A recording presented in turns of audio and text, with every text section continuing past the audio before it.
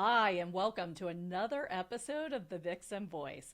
Today, I'm here with my friend Jessica Weaver. So, many of you know I was a financial advisor, and Jessica is an amazing financial advisor. We're going to learn her story today.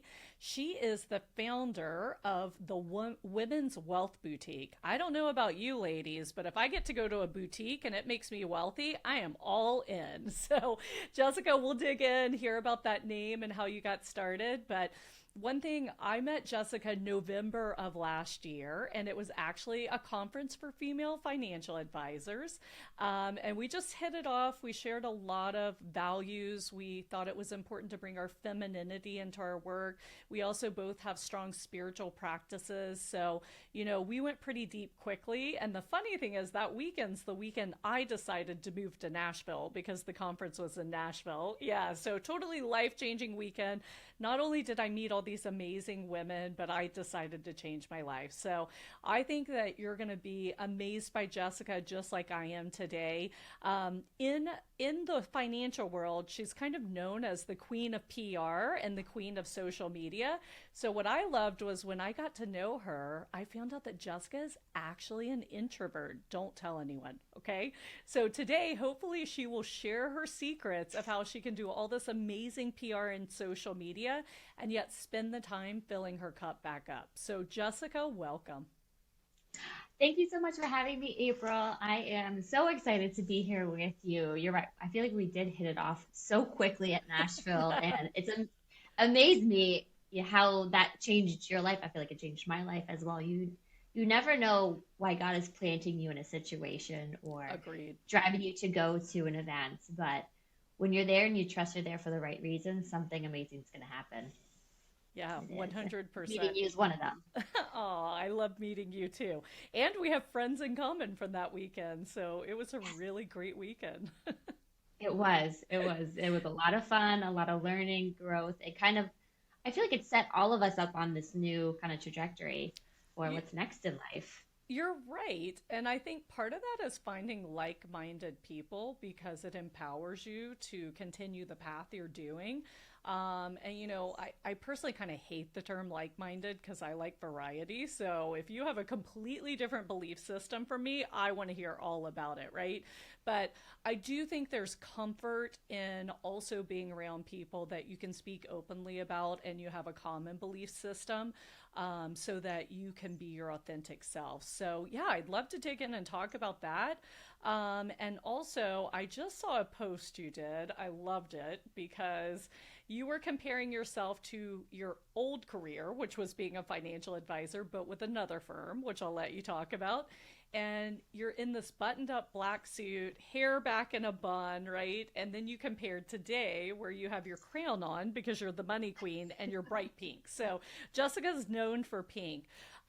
So I just think that's a perfect analogy for what you did in your journey. You went from, playing it safe, being one of the guys like we all did growing up in male dominated industries, right?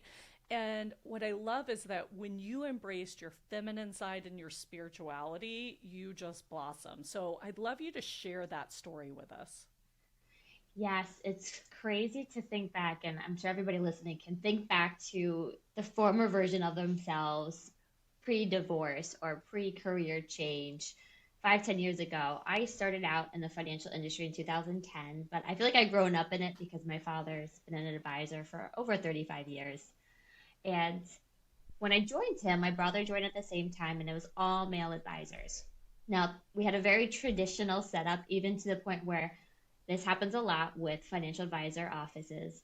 The back office support staff is usually women, right? 80, 90% are Mm-hmm. women. So there was women in the firm, but they weren't client facing. They weren't that kind of sales role, that advisory role. So very quickly, I felt out of place, we'll say.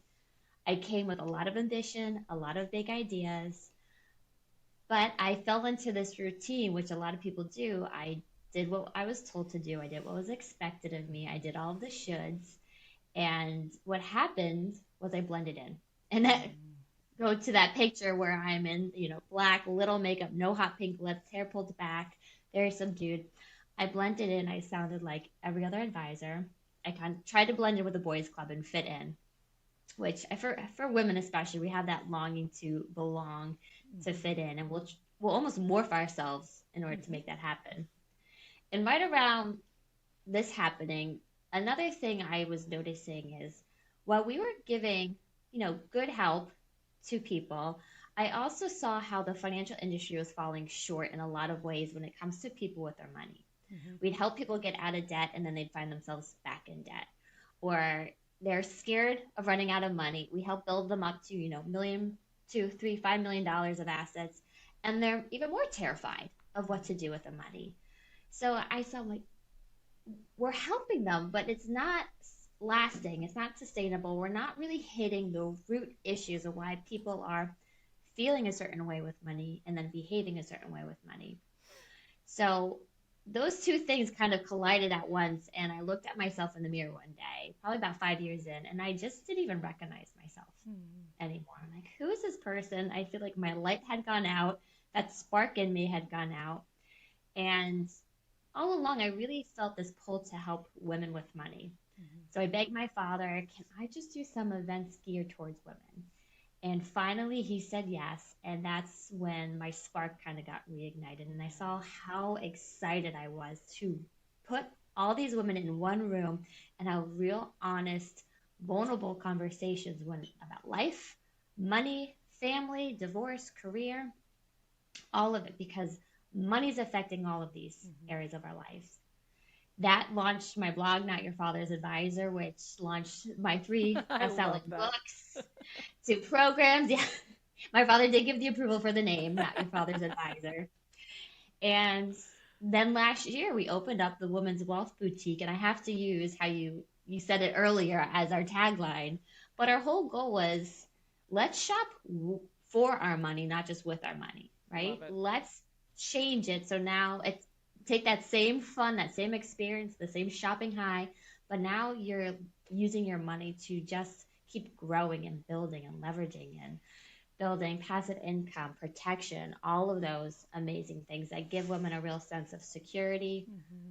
freedom, stability in their life that they've been after for so long. So I left my father's firm last year. We opened up the Women's Wealth Boutique. We brought on 5 advisors last year. We're bringing on 4 this year, and that's our goal to bring It's on crazy. 3 to 5 advisors, female advisors each year, all over different states from Washington State, Alabama, Colorado, Michigan, New Jersey, all across the states. I actually have in my office as a constant reminder a pink flag of the United States, and we have pins. So we have a pinning ceremony whenever we get a new state in the Women's Wealth Boutique. So it's been an insane journey, all while having 2 babies, getting married, opening up an office in my own hometown, which as a mom, to save time, get rid of the commute is my one of my advice as much as you can. And, sprinkling all of that in, COVID pandemic, um, that really is what made me go inward and think, what's going to be the best home for my business, Mm-hmm. for what I want for it, for my clients, for my family. And that's where we decided, we need to create our own platform, a platform that's going to support women and not stifle women or say no, what I was constantly getting from the traditional broker dealers, right? We don't understand what you're doing. It's too much work, so it's just easier to say no. Yeah. And we settle for that. We settle for that so much. And getting my story out there has helped a lot of other female advisors get over that fear and saying, I don't have to settle anymore. Mm-hmm. And I shouldn't settle because I'm not happy. And sometimes we try to make it work. How many times we try to make it work? For years, I tried to make it work. But I'm still not happy. So helping women take that risk and overcome those fears or embrace those fears and use it to fuel them has been really exciting work over the last year. I love it. I love it. And we'll talk about the success. So, So much I want to dig into in what you just shared. So sorry I disappeared, but in my excitement to talk to you, I did not plug the computer in. So, yes, this is live and real, audience. So I had to disappear for a second. But, I kind of wrote down a couple of notes of things you said that I'd love to dig in deeper. So, first of all, you talked about how we as women tend to blend in. And I think most people, or have a capacity to, most people don't understand feminine energy traits. And so one is like community is very important to us, right? So sometimes we will give of ourselves to make the community as a whole more.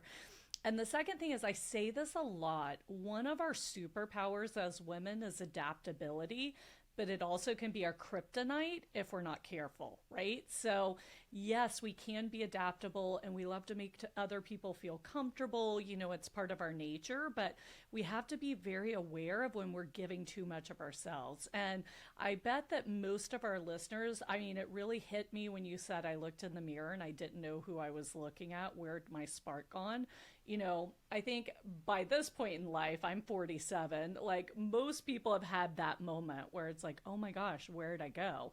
Either because of a relationship, a career, or maybe just fear about life. And we all have that rediscovery period. So I'd love to chat with you. Like, what did you do when you realized you were adapting too much, right? I mean, sometimes you have such a strong wake up call that it's over the next day, but that's not usually what happens for most women. Usually we have to go through a process. It's like when I talk about boundaries and teach boundaries, I tell them if you're just learning to set boundaries, you're like a toddler learning to walk. And think about if your toddler didn't keep getting back up, they would not be walking, right? So I think as women, we have to give ourselves more grace. So would you share maybe if you can think back to some ways you started changing what you were doing so that you could move that adaptability back into the superpower column and not, kryptonite? Yes. And you're right. I think as women, we fall in, this is me to a T, we Mm-hmm. become people pleasers, right? We want everybody to be happy. We're always thinking of the family around us first, our clients first, and we end up completely drained on ourselves. So the boundaries, as you said, is so, so important for it. But I'm sure this has happened to some of the listeners, people listening here. For me, what happened was we had joined, I followed my father, we joined a new broker dealer, and in my gut, I knew it wasn't the right decision. And I was very proactively seeking coaches, mentors, professionals to tell me, don't do it. I almost needed somebody else to validate Yeah. what I was feeling and say, don't do it. Yeah. But it was the COVID pandemic. I just had my second child and I did the flexible thing, the path, what I thought was least resistance, and I followed suit. And not long after that, everything just started to fall apart. I want me to take away my books, my programs, my website with the blog, Not Your Father's Advisor, all my courses at jessicaweaver.com. And my coach at the time said, you know why this is happening? Like, this feels like I'm getting thrown off of a cliff and there's no safety net. She goes, no, God is closing doors because you wouldn't close them yourself. Mm-hmm. And a lot of times that's what happens to women. You're in this bad relationship and it's not going anywhere. And then he goes and cheats or gambles the money away. Or you're in a job that's not going anywhere and you get laid off. God is going to close those doors that we were not supposed to go down. We knew we weren't supposed to go down. We've known for a long time we need to get out. And then I started getting these kind of intuition clues that's what fueled me. Because when you're getting kind of thrown off of that cliff and everything's falling apart, Mm-hmm. you're in full resistance mode. You're in survival mode. You are spending energy left and right. You're just trying to fight your way out of it. And you end up just so emotionally, energetically drained. But I signed up around the same time for this email marketing campaign. And the whole purpose of this campaign was to get qualified leads onto my calendar. I said, fantastic. Everything's falling apart. Let's try this. And my ideal clients are single corporate women nearing retirement. I love them. I love Social Security, long-term care, retirement planning. I love it all. They kept sending me female financial advisors. what am I supposed to do with these ladies, God? But for some reason, I just heard, get on the phone with them. Mm-hmm. So I get on the phone and I'm talking with them, and here's a light bulb going off. They're having the same issues I was having. A lot of handcuffing, compliance, forcing them into this mold of an advisor that did not feel right to them, Mm-hmm. forcing them to do marketing things that did not feel right and also wasn't working. And then I got on a call with a female advisor, and she had just left her father's firm. And a light bulb went off. For the first time, I thought I could actually leave my father's firm and it wouldn't jeopardize our relationship. Mm-hmm. And that was huge to me. I just kept picturing breaking my father's heart, and I did not want that to happen. Yeah. The next day, another female advisor said, you need to change your framework. And I was off and running after that. I said, you know what we do? We need to have our own registered investment advisory firm, Mm-hmm. RIA. So where I'm chief compliance officer, right? I'm in charge of the compliance and how we want to market, brand, everything our business. And it was like God was giving me these little breadcrumbs, these little intuition clues to keep moving forward, keep moving forward. And I was so excited. And these women around me, like, we are coming with you. We want to do this as well. And that was the last clue that said, just don't build it for yourself, build it bigger. And even though those initial women didn't come with me, I knew that more were coming. And as I said, bring on 9 advisors in a little over a year. That's how quickly this momentum, this team picked up with it. So unfortunately, because I was still stuck in that people pleasing mode, God took his own action Mm-hmm. and was slamming doors shut. But then I knew I'm not just going to sit here and cry and wallow and stay in victim mode. Yeah, I'll probably spend a few weeks there. But I was just trusting the little things that were going to pull me out of that and lead me to that next step. Even though I didn't know what it was at the time, Mm-hmm. I knew there was something there, and to just trust myself to keep going and keep digging a little deeper and deeper. I love that. So you use the analogy of slamming doors, and I always say when God needs us to move on, He'll whisper that He tells us, and when we don't listen, we get a nice slap upside the head, right? So yours is a little more graceful than mine, but I've had enough of I those like that one slaps. too. Right?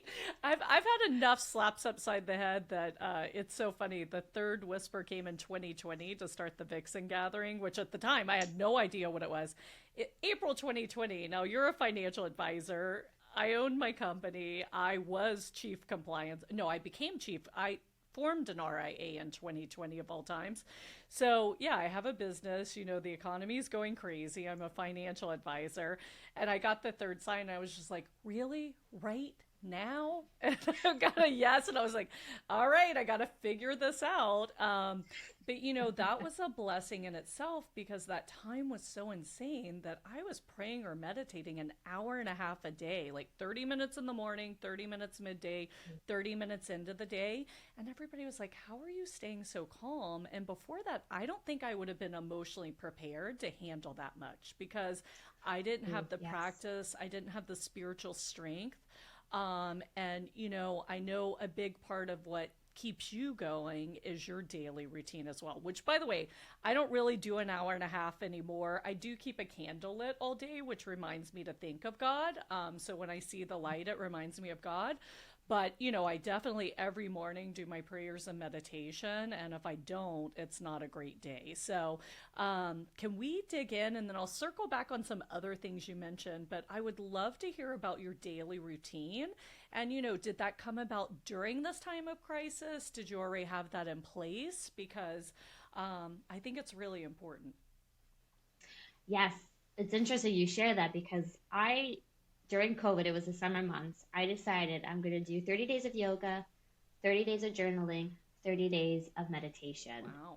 And I've kept that routine. I journal every morning and I meditate every morning. I do yoga probably 2 times a week, even just for 10, 15 minutes because I'm a runner and I need to stretch. Mm-hmm. And it's like kind of that reminder of when you're go, go, go, you also need those moments to stretch yourself back out, to nourish your body. When you look at bodybuilders and their muscles are bulging out of them, it's actually a very unhealthy body. It's showing that they aren't hydrating enough, they aren't stretching enough, and they're going to probably get a tear, some sort of injury very quickly. You need to know when is it go time, when is it replenish time as well. So after doing the 30 days of meditation, I felt a huge difference and I wanted to keep that amazing feeling going. So I created this time and listen, I was with everybody. I had two kids. Daycare thankfully just reopened up. I'm back at work. I'm trying to grow the business. I also have these plans. I'm probably going to be making a huge change Mm-hmm. very soon. I had every excuse in the book. I don't have time for this. I don't have time for this. And I remember my coach saying, you always have time for this. You actually are the creator of your own time, right? You can create as much time, you can expend time, you can narrow it down. You are the creator of time, and it's really where's your focus, where's your priorities. So even 15 minutes is 1% of your day, 1% of your day. Can I do 1% of my day just to meditating? So what I've done, and this has lasted since 2020, I drop my kids off at 8 a.m. I come into my office, and before I go on emails, text, social media, anything like that, I need that hour when I have two toddlers. I have a 5-year-old and a 3-year-old, so I need a minute to, after getting out the door, I run in the morning as well, getting myself ready, getting them ready. I need that moment to kind of center back in. I meditate for 15 minutes. I do my journal work. I'll pray. I might watch some inspiring things and videos, listen to different things that people send me. I kind of have those go-to people that I love to listen to, podcasts or on YouTube. So all the resources are free, by the Mm-hmm. way. It's really you prioritizing it. I use Insight Timer, which is an amazing meditation app. You can have guided meditations, which I highly recommend if you're just starting meditation and your mind races a lot. Do a guided one to get into that flow. And then you can also create your own with different bells, music behind it, however you want to set it up. And then I can start my day feeling very grounded and centered instead of feeling like I'm playing catch up, Mm-hmm. catching up on emails, putting out fires. If I can start my day in a very gratitude fulfilling way, as you said, it's going to be a much better day, right? Mm-hmm. I set the tone for the day instead of my emails, social media, things like that, Yes. markets dictating my day. So you take back that control, and even if it's 15 minutes, but you're going to love it so much, it's going to be longer. It is. And to me, it helps me proactively filter through these negative thoughts Mm-hmm. or that creative part of our brain. Instead of letting it sneak up and attack me, I can now see it. Why is it coming? Where's it coming from? Why now? And I can move past it a lot quicker.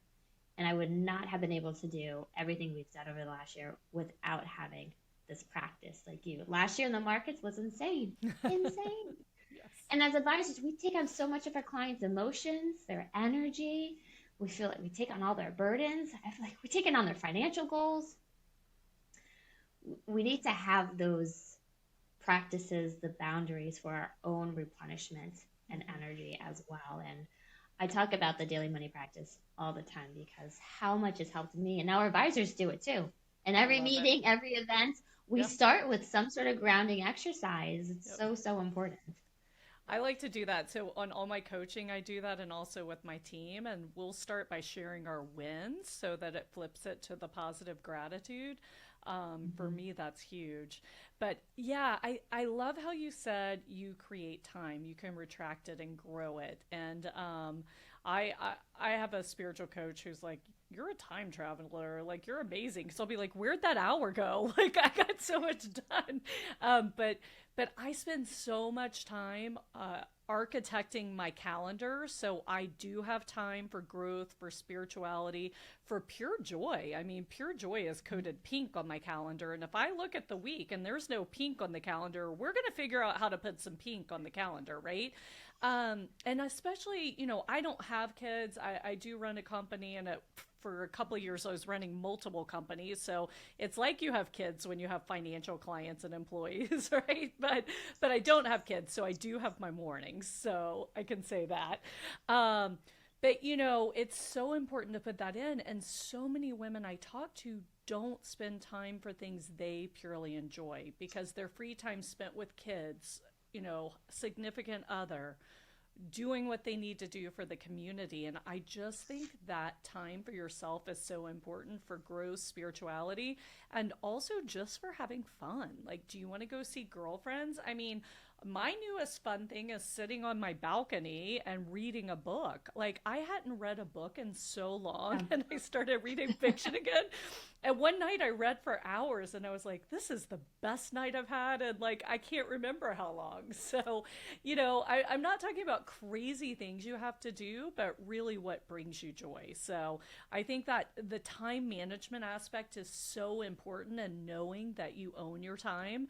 And what I love what you're doing for female financial advisors is, women make up about 30% of the industry today. 12 years ago, they made up about 30% of the industry. So, unfortunately, we are not making advances in the financial world. And I think it's what you talked about. You have to do it this way, this the easy way, and they're not making room for the flexible lifestyle that a woman needs. In my opinion, as a financial advisor, you're appointment based. You decide when you see clients, you decide when you do this, you decide when you do that. But to your point, you almost have to go start your own firm to operate that way, or find a firm like the Women's Wealth Boutique that you can join that's flexible to that. So I'd love for you to share with us some ways that, you make the lifestyle better for your advisors or the way you're running things. And by the way, before you do that, I just want to point out that I was chief compliance officer and had an RIA, and we were only in Texas at the time. We had clients elsewhere. But to have advisors across the country, because I looked at it, is very challenging. So I just want to shout out and give kudos to you because, as you mentioned, so many people say, hey, it's too much work. And so I can tell this is a passion project for you, really, to make this lifestyle change for women. So I'd love for you to share with us, kind of how you do things different at the Women's Wealth Boutique.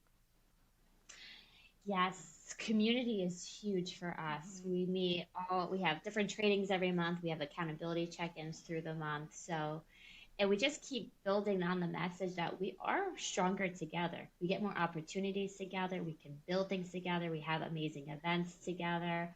We're about to do a collaboration book with all the advisors as well for it. So community is huge.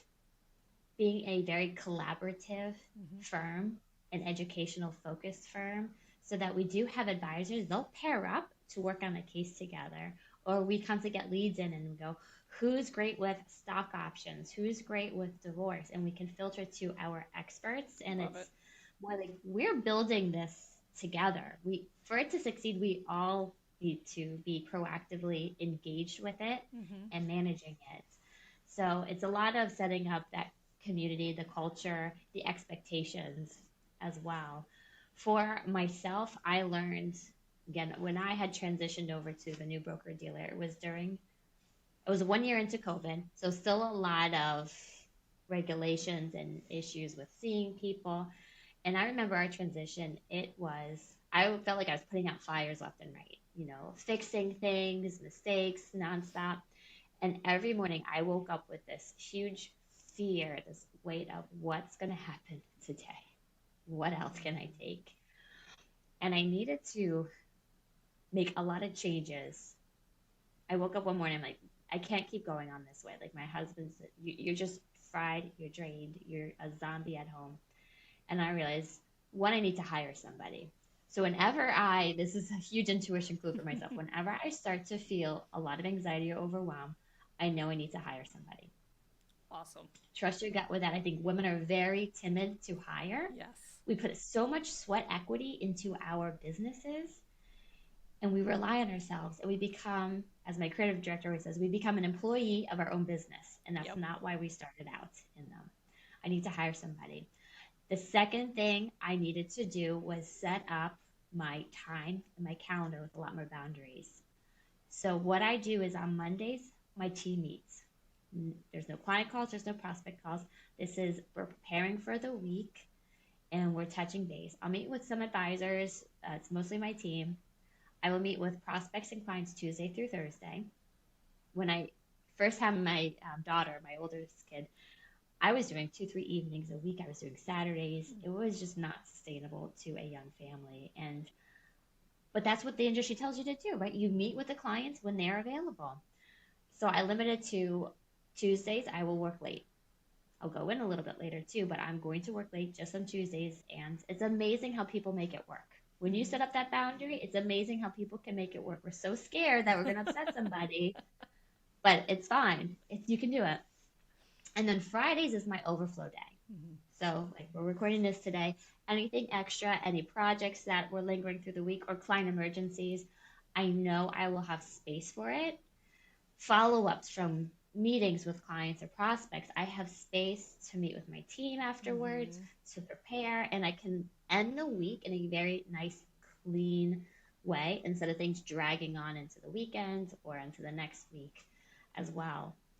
And then I learned for new clients and new prospects, you should meet with them when you have your most optimum energy level. And Emotional some people that energy, might be, especially, right? yes, I'm yes, with you. because Yes.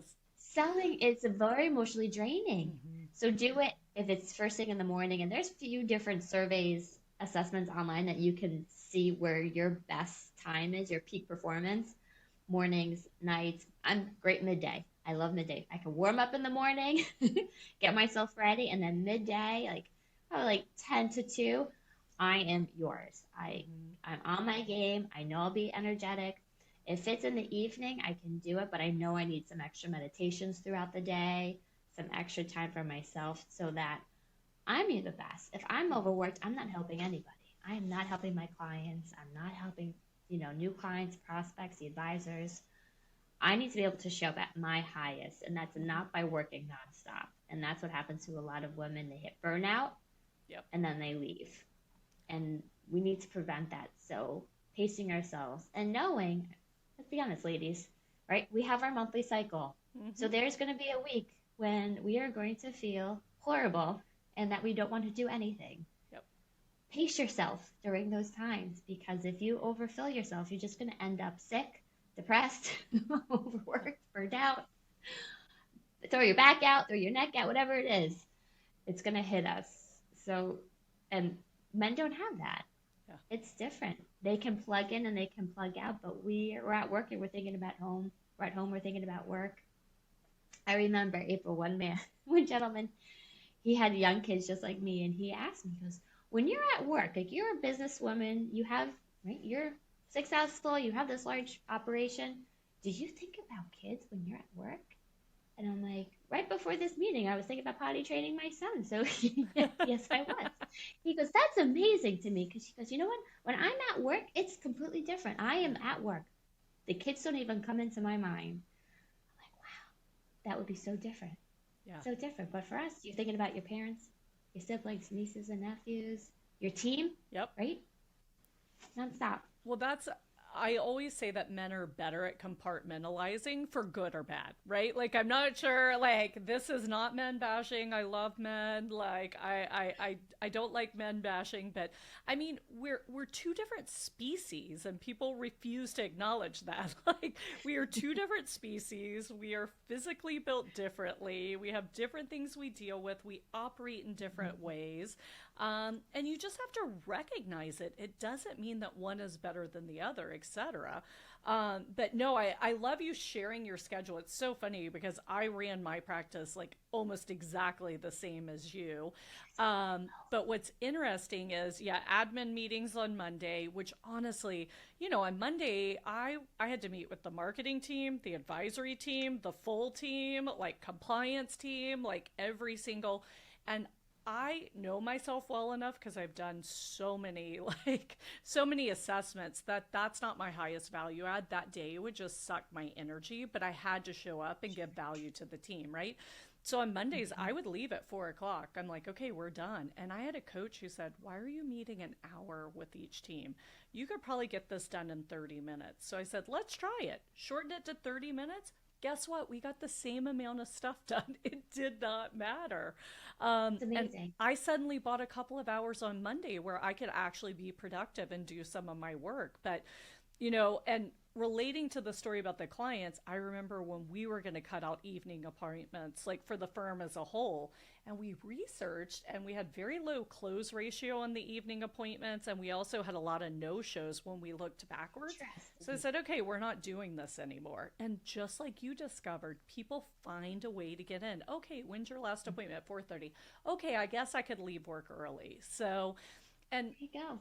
for women, because we do have this guilt complex or whatever you want to call it, these different things. If you change the perception, like, hey, how am I going to show up my best to give value to the person across the table? And if you're not able to do that at 6 o'clock because you're thinking, I wish I was home having dinner with my family, then you are not truly serving that person. So I think you get so much more done in less time when you focus on always bringing value and showing up your best. Yes. I remember two things about team meetings. I remember seeing one thing on social media. If every team meeting you had to do in the plank position, so I like it. holding a plank, how efficient that meeting would be. So we at Vixen, we have a timer. We have sections to our team meeting, and we have a software that times us for each section. So we Yeah, have to move along, and I really like it. that's I mean, people have better things to do, right? Let's get things done and get out yes, of here. Um, yes, no, I love that. I wanted to circle back when you shared with women's events, and my thoughts on this could be controversial, but I think it's important to say. I also did some all female events for a while. I love them. Like the energy in the room is amazing. I'd get them up and dancing. Like we had so much fun. And we would schedule so many appointments, and then the women wouldn't make time for the appointments. So, and we're always like, how do we get them in? How do we get them in? And the reason hmm I say this is to really kind of challenge and spur women. Please take that appointment. Go take control of your finances. Like, yes, empower yourself. It is the best way to feel secure when you understand your money. I know it might be scary. You might think, I know nothing about this. But when you have a good advisor who can clearly show you, if we do these things, you're going to be good. If you continue doing these things, you're not going to be so good, right? You want to work with an advisor that can explain things well and you feel good about. So, Jessica, I'd love to hear your thoughts. I love your ideal client being a single, female, get it coming to retirement, probably because I'm 47 and be single, but obviously I was a financial advisor. So I kind of pay attention to these things. But do you find that with women that you are having to work to help them put themselves first, or have y'all made it so fun and comfortable at the Women's Wealth Boutique that you've kind of overcome this hurdle? yes. It's understanding, yeah, who you love to work with, your demographic, that ideal client, sharing a lot of stories Yeah. at the events so that the audience is putting themselves in the shoes of already being your client. And when that switch happens, the work's done, Mm-hmm. right? The sales already happened. So we really emphasize, share strategies, share statistics, but don't overwhelm, don't Mm-hmm. overeducate, because then we're just overwhelming. Yeah. And we do a lot of checks of, is the audience, do they have that glazed look over their eyes? If Mm-hmm. they do, that means they are overwhelmed Yep. and they're mentally checked out. So what you need to do then is shake things up, get them up dancing, get them to move around, do a breath work, a meditation, something to re-engage them as well. So sharing stories, sharing some of those different techniques with the audience as well. But also know that women take longer to make a Mm-hmm. financial decision. They do. They like to be very educated on it. So knowing, right, take advantage of this. There's also no commitment afterwards, Mm-hmm. right? I just want to help you. I just want to inform you and get you moving along as well. There's no commitment. It's really time for us to get to know each other and Mm-hmm. see. And if they don't move forward, have a way to continue to nurture them. Yep. We always talk about there's times when you're going to be planting seeds, right? You're planting your ideas, your information to somebody's head, and it might take a divorce or a layoff, an inheritance for them to then take action, or unfortunately, rock bottom, Mm-hmm. which we try to catch them before that happens. But then there's times when you're nurturing the seeds and they're just staying in your world. So maybe it's an event and then they read your book, or an event and they're on watching your social media. And then there's times when you're harvesting the seeds. Mm-hmm. And now there's something clicks and they're yours. And I almost prefer that more than somebody that's going to take action right away, but then they're going to second guess it. When they take time, Mm-hmm. they are then so much more committed to work with you. And another trick that we've learned is how you buy is usually how your audience is going to buy. So if you're somebody who social media stalks until you buy something, know that your ideal clients are stalking you on social media right now. So how are you I love showing up? it. If you're somebody who takes just trusted referrals, that's usually how you're going to get leads as well. So work on your referral game. You're more of a gatherer than a hunter. Mm-hmm. So how can you nourish your current clients, your network, your professionals, those people? I just got a referral from a client. She's like, I'm in your fan club. I'm like, she's just so appreciative of Yeah. her. Yeah. I love her. She's amazing that she's out there talking about us and how we can help people. So see who's mission aligned with you. But those are a few different ways that we've helped our clients, our even our female clients, our advisors, our investors, the female business owners to understand the world of sales. But Mm-hmm. we always start with a story so that we can make it an intimate relationship right away. Yeah. I love that. And we're talking about the financial world, but this really happens anywhere. So I was talking to a new prospective coaching client. So I help solopreneurs, especially, but female entrepreneurs build and scale their business. But what I love doing is helping them balance life, right? So the time management, boundary setting, knowing their core values, etc. But anyway, this woman was a ball of fire, loved her. And what happened was her mom passed away, and her mom had always been a business owner, an entrepreneur, but her mom didn't want that for her. So her mom's death spurred her to like want more and be an entrepreneur like her mom. So it was really beautiful, but she was going into something specific in the beauty industry, and she was like, yeah, I'm doing a very informative website. And I was like, I don't think they want information, just tell them what you can do for them, right? So I think the story really, like you said, the story is going to capture them, and then you do need to give the information to help them make a good decision. But overwhelming with information, a lot of us think we have to show up as the expert. And I think that, you know, what you said about telling a story and being a person and relating to them is so much more powerful, especially when you're dealing with women. And we love community and communication. So I think that's amazing. Yes. As when I was writing my books, even I'm like, I don't want this to just be an encyclopedia because I don't want to read an encyclopedia. I don't want to read something that's just filled with facts and statistics. It's too dry. There needs to be a substance behind there and depth Mm-hmm. and emotions, and especially the emotions that helps make that heart to heart connection. It allows you to seep into their subconscious and kind of have that emotional anchor in there as well. So I agree with you. Yeah, you need the facts, you need the strategies. I love a good fact. I love a good statistic. Yeah. What's the relationship behind it? What's the person behind it, as you said? Yeah. No, and I love businesses built on relationships because I always say our world needs a lot more love. So if you can give people love at work, your clients love, your team love, and the people in your life love, the world's a better place. So, Jessica, I know Yeah. you have another commitment, so I want to bring us home here. We'll kind of chat. I think you and I could talk all day long, so I'd love to have another chat.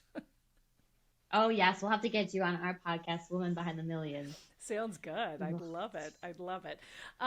So bringing us back and home, I just, is there, I like to say the world needs a little more love. Is there a message that you would like to give to our audience?